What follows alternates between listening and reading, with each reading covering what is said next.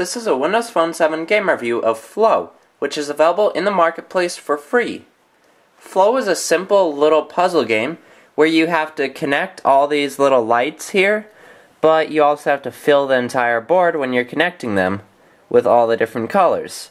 So in order to do that, you have to use some logic here and figure out how you can connect all these. So for example, we can bring the orange one around here and just connect the green there, connect those two colors there, and we have to fill the rest of this board here, so we can bring the blue down here and wrap it around and then bring the yellow there. And we're complete with that one. So these levels are actually medium difficulty, but they're in the challenge mode here. In the classic mode, they're a bit easier, and they don't really get hard until you go to the hard levels here and select a few like these.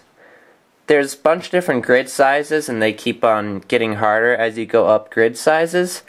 And as you can see, this one is a lot more complicated than some of the others that we've done. So sometimes the touch response isn't really good on this for some reason, and it lags a bit, which is kind of unfortunate. But otherwise, touch response usually works well. So on these harder ones, you actually have to think about how you can fill the entire board. Because here, oh, that's what we had to do. Send it through there. And so as you can see, I don't get a perfect score here, I just get a complete score. If you do it in the least moves possible, then you'll get a perfect score. And that's really easy to do until you get to the later levels.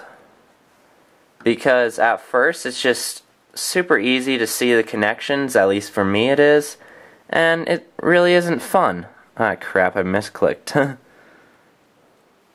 Good thing about that is misclicks usually won't count against you, like if it's the green one here. Since you already touched it before, you can keep on working on it again, unless you actually go and switch to a different color first. But as you can see, this one was pretty easy to figure out here, and you just had to look where you can connect the patterns in order to not block anything else. Like blue goes on the very outside there, and you have to bring yellow also on the outside but inside the blue, and then just bring the green across here, red to red. As you can see, when I was starting to drag the red one, it wasn't following my finger at the first try. So that's sometimes annoying when you're trying to move quickly, but it doesn't always catch your finger, and then you have to slow down, like there with the yellow one, and wait for it to catch up. Sometimes you have to press it a number of times before it starts responding.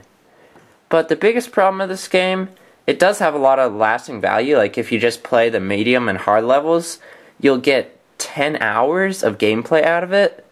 But the problem is these medium levels are insanely easy, and they pose no big challenge really, which is kind of unfortunate in a game like this because it is a puzzle game, and usually puzzle games are supposed to challenge you.